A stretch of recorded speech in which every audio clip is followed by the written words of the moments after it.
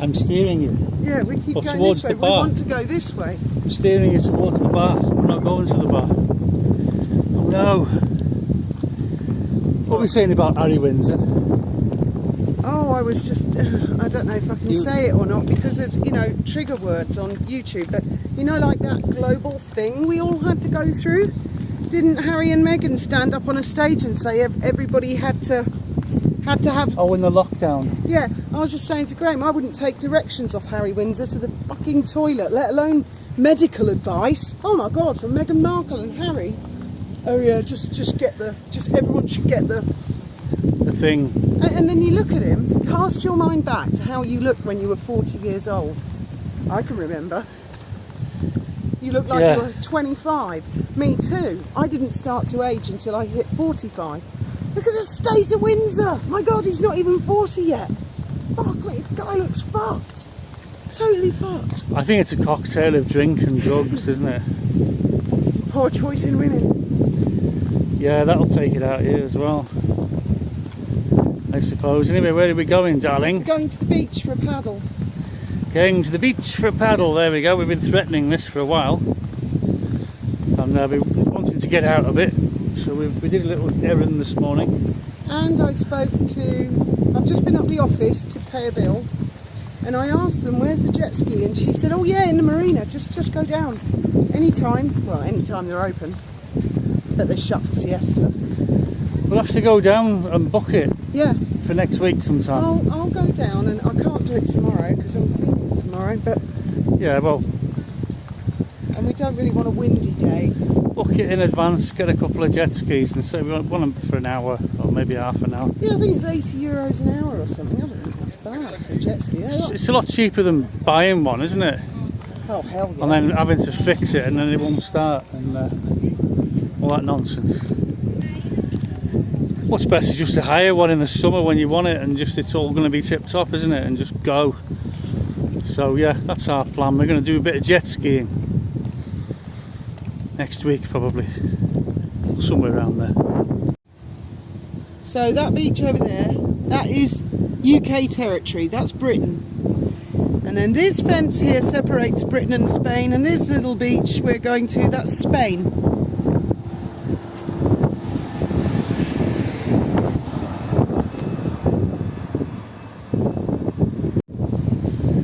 Another self-emptying bin. Works every time in the wind. There's one over here that hasn't self-emptied yet though. And these are usually showers and things, and water things.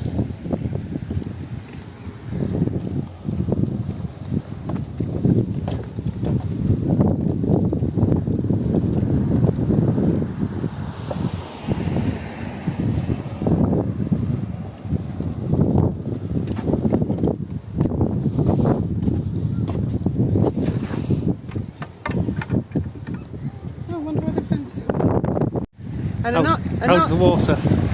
You what? How's the water? It's really warm actually, it's lovely. And another interesting factoid about this beach, we used to bring the kids here after school, so it was on the way home. And Faith was swimming, she wasn't very deep, and she came face to face with a shark. Just a docile shark. Gave her a shock. Oh hello. Big fishy head. Hello, yeah. What are you doing here? And we get nice sunset shots. Yeah. Because the sun sets over those mountains. So in the evening it's really picturesque. It's quite warm actually, isn't it? It was this very beach that the Royal Marines landed on from HMS Ocean. That's right, yeah. And they ran up the beach because there was no fence there in those days. And then they realised they were in Spain and they'd landed on the wrong beach. And then they all ran back to the landing craft and got off really fast. And then it was all over the newspapers, Britain invades Spain. Yeah, so this is the fence, and as you can see over there, it's quite easy to just swim straight through. There's a little tiny bit of no man's land, and they used to come down here and like tossing the cigarette cartons over to each other. And sometimes we'd just see people climbing over. I suppose they lost their passport or something. When that lockdown thing happened, we were all paranoid about getting locked in Gibraltar, and I often said I'm going to use the grab bag off the dolphin boat and I'll swim round. I don't care. I'm not getting trapped in Gibraltar. Yeah. Well, this lady's coming right now. Well, that was pleasant. It was actually. It makes me want to go for a swim in the sea near the boat. Got a cuttlefish. Oh, excellent.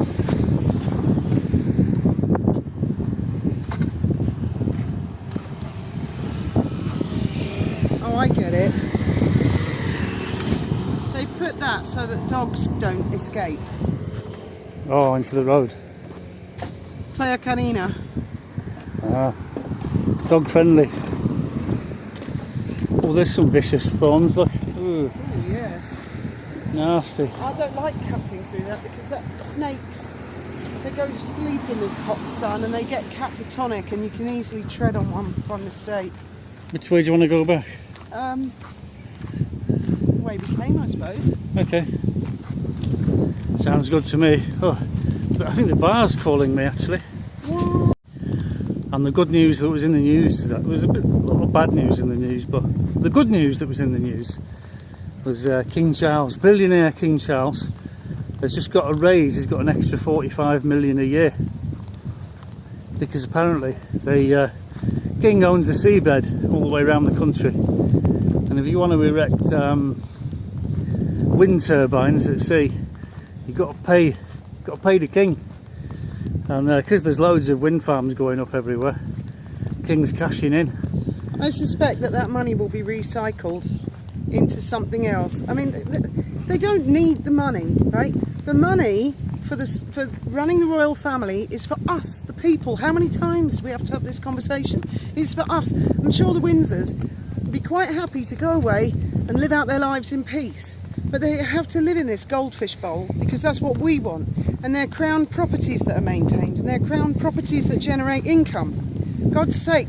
And if they do get money from windmills offshore, I bet you he puts that straight back into some sort of environmental thing or charity. 45 million. How many times on the news we hear politicians going 100 billion, trillion this, billion that, or what's a couple of billion between friends?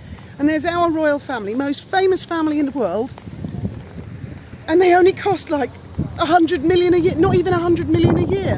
What the fuck is wrong with people that they don't think that's good value for money? If only the government only cost 80 million a year, but they want billion here, billion there.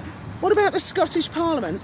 When they first suggested that, they said it was going to cost something like 40 million. Something like 400 million later.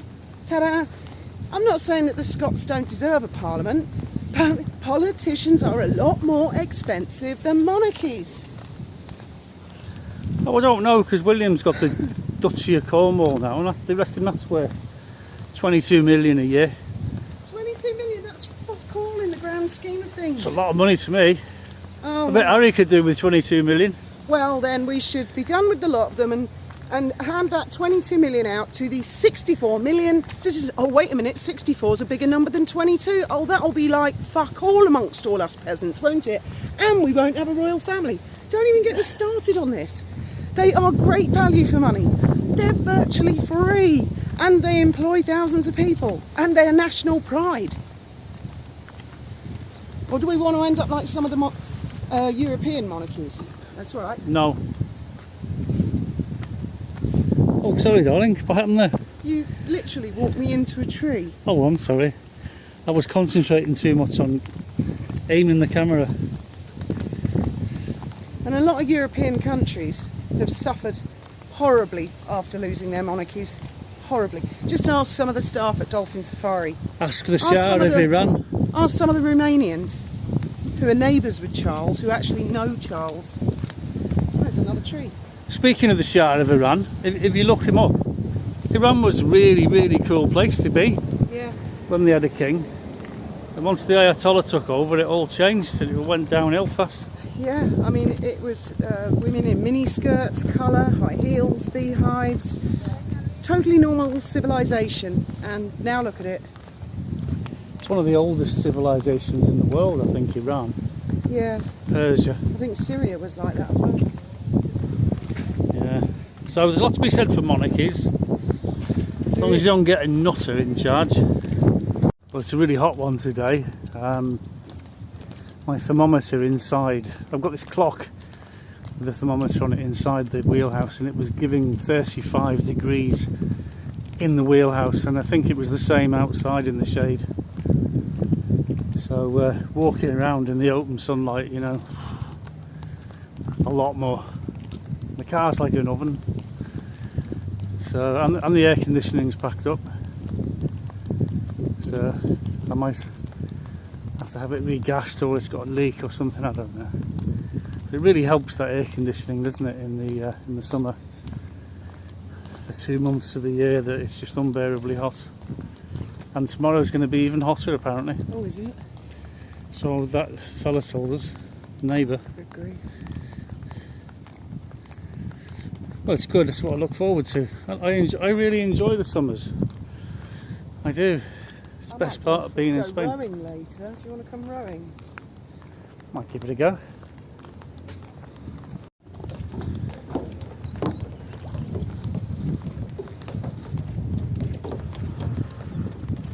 Bit early for beer, you're right. It is. Water. I try not to drink before 6 o'clock.